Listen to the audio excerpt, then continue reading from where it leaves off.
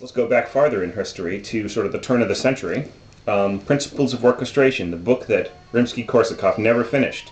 Something you should be aware is that his editor is the one who finished this book. A guy named Maximilian Steinberg, okay? That's the guy who finished this.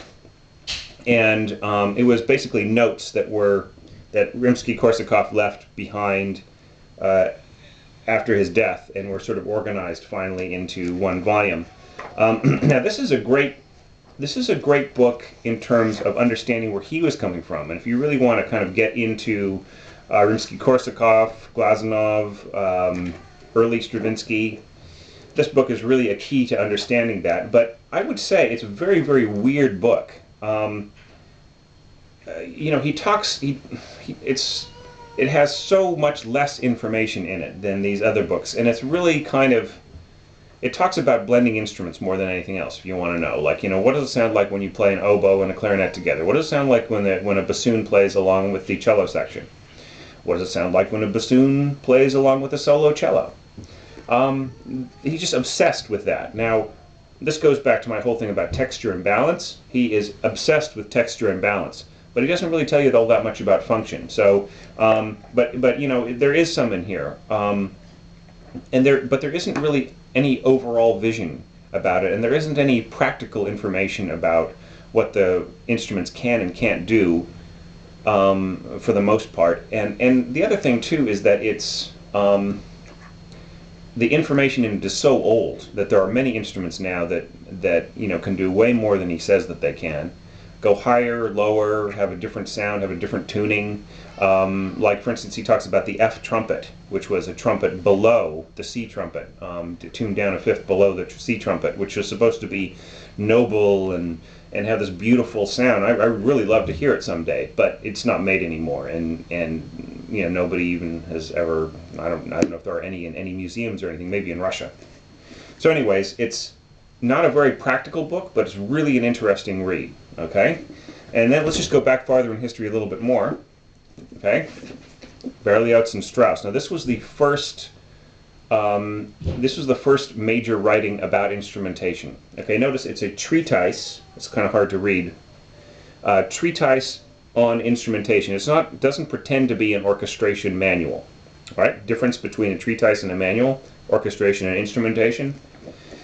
Now, it was written by Berlioz, and it was edited by Richard Strauss. And Strauss sort of updates things, and once again, that kind of really red-blooded, you know, passionate German romantic music, you know, they got the information in here. You know, really pretty much everything between Berlioz and Strauss, you know, or let's say Strauss in his middle years, is covered in this book. I mean, it's got a certain amount of blinders on it, though, you know, because it sort of leaves out all those beautiful advances that were being made in orchestration and textures and things like that by the French. You know, it would be interesting to read a French orchestration manual, but I can't really speak French, and there aren't that many great translations of great works. You know, I kind of haven't run into any. If you want to learn about great French orchestration, though, all you have to do is just pick up this. Okay? In a sense, all of these books, while they're very, very cool, and they are, you know, anybody who really wants to be a professional orchestrator should read every orchestration book they can get their hands on.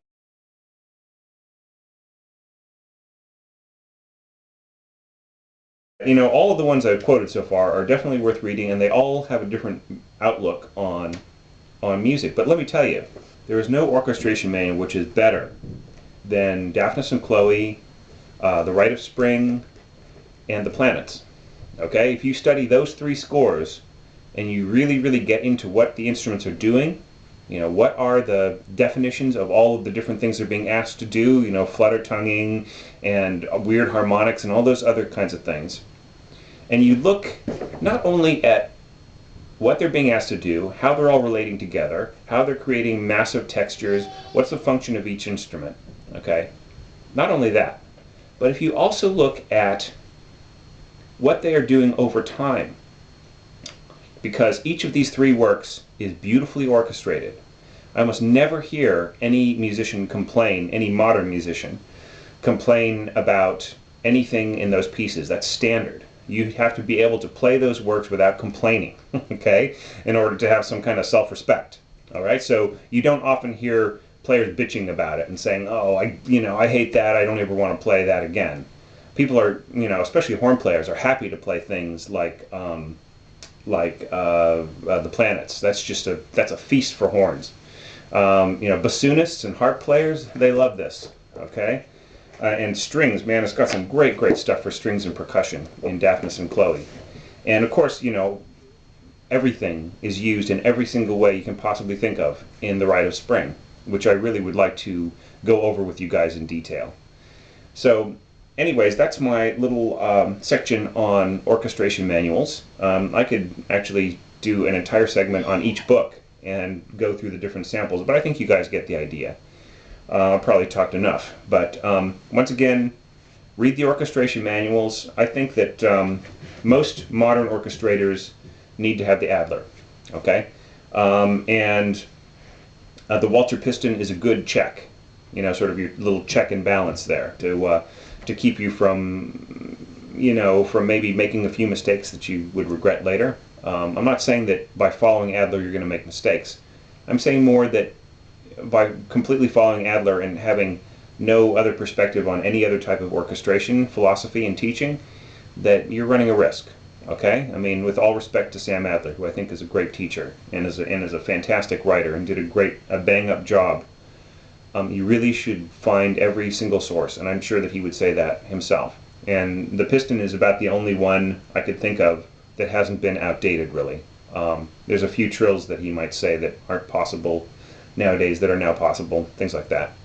And his thinking is sort of stuck in the 50s, but the 50s was a great time for orchestration. Okay? Let's not forget Leonard Bernstein. So anyways, that's all I've got to say on the subject of orchestration manuals for now, but we'll be revisiting some of these books, and I'll be talking about different things throughout this whole series of different philosophies about orchestration. So you might as well have a read. These two books, Rimsky-Korsakov, Principles of Orchestration, Cecil Forsyth, they're both available through Dover. The Norman Del Mar, University of California Press at Berkeley. I'm not sure if they still make this, but I hope so. It's a great book.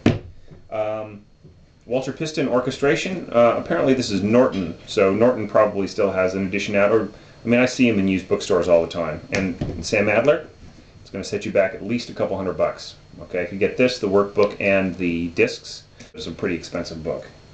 Okay, so that's it. I will see you guys soon.